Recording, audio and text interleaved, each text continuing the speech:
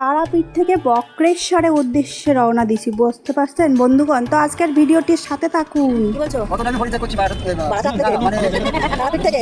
তারাপীঠ থেকে কেন? এত টাইমের হিসাব কেন? শুধু হিসাব আর হিসাব, সংযত করতে হবে।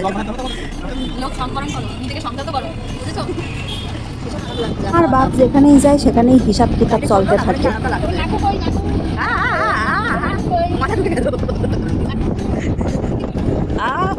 উড়ে যায় पंछी बनो उड़ती फिरो मस्त गगन में। একজন এত বড় হা পড়েছে, মশা মাছি সব চলে গেল। তো আমাকে এই হাসি মজাক তো চলতেই থাকবে। এমন সুন্দর গ্রাম্য রাস্তা দিয়ে আমরা এখন চলতেছি, আর এই রাস্তাগুলো আমার এত ভালো লাগে, মানে ওই যে মাটি সেদো সেদো গন্ধ যে কী ভালো লাগে। এরই মধ্যে আমরা এখন আয়ে পড়ছি হচ্ছে শালবন। আর শালবন দেখতে পাইয়া মনের মধ্যে উকি ঝুঁকি মারতেছে ফটো তোলনের। তার জন্য আমরা নাইমে পড়ছি, কেউ নামে নাই, আমার বেশি আর কি একদম, তাই নাইমে পড়ছি ফটো তুলতে। তো ফটো টটো তুললে সেরে তারপরে চলে এসেছি আমরা এখন ময়ূরাক্ষী নদীর ধারে। এই ময়ূরাক্ষী নদী পেরোইতে পেরোইতে সবাই তো দেশে লম্বা ঘুম। দাঁড়ান ঘুমের কাহিনী দেখাই। এই দেখেন, একজন হাঁ কইরে, একজন এই দিকে চোখ মেলে, একজন এইভাবে ওইভাবে ঘুমাইতেছে। ঘুম পালাচ্ছে, তাই দেখো, দেখছো সব ভালো করে।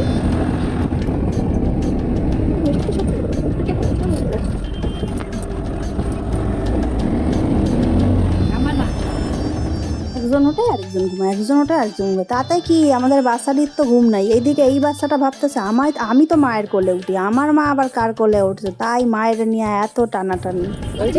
মা মাকে নেওয়া হয়েছে।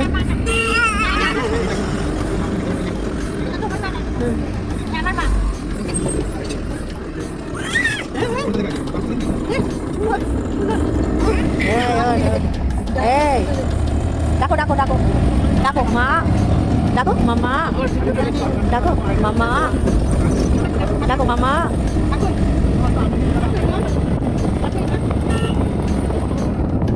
এই মামা মামা, দাদা দাদাকে নালিশ করলো দাদা।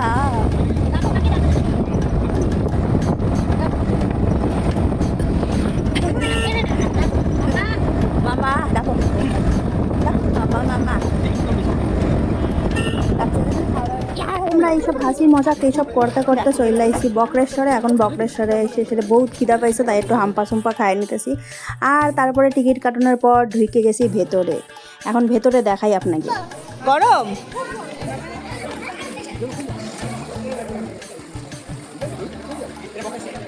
আরাম করে দিচ্ছ না?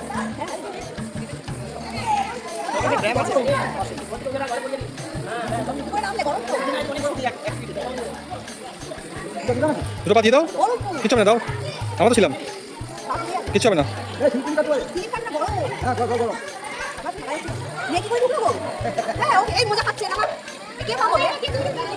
আপনারা সকলেই জানেন বক্রেশ্বরে হচ্ছে এখানে উষ্ণ উষ্ণ গরম জল পাওয়া যায়, তাই সেই জলে আমরা একটু পাপ ধুয়ে লইতেছি, বুঝছেন? চিন্তা করে এইটুকুনি এরিয়ার জল ফুটছে, হ্যাঁ, আর ওখানে আবার একটু কম গরম। এখানে হিট আসছে কিন্তু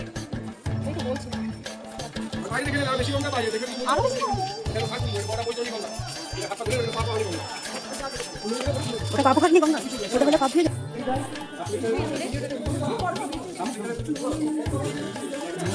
ওটা উঠছে দেখ, শেষ 1 সেকেন্ডে পুড়ে যাবে, আর ওঠারও কোনো ব্যবস্থা নেই। ওই জন্য এরকম পাঁচিল পাঁচিল করে দিচ্ছে। দেখছেন তো কেমন গরম জল একবারে টকবক টকবক করে ফুটতেছে। যাই হোক, তারপরে এই যে মার্কেট কতটি এইসব দেখতে দেখতে আমার মেয়ের ফ্যানদানো আবার আরম্ভ হয়েছে, কারণ কি খেলনা লাগবে। তো আমরা এখানে আয়ে পড়ছি দুর্গা মায়ের মন্দিরে। এত সুন্দর মন্দির খান কি কমও আপনাদের থেকে। ভালো ব্যাপার হলো কোনো রেস্ট্রিকশন নাই।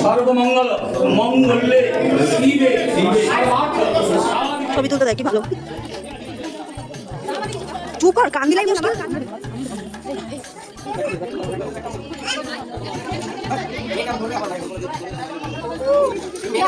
না দেখ এটা দাদা কুটি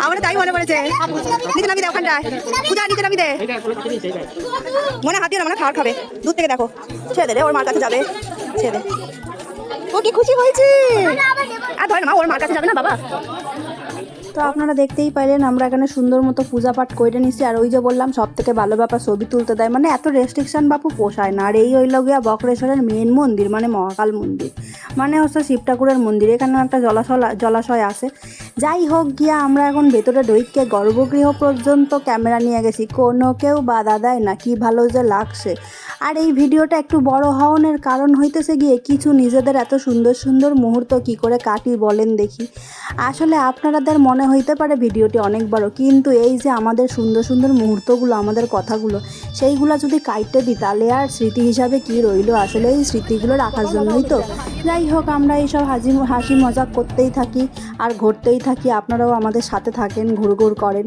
যাই হোক আজকের মতো tata bye bye love you all guys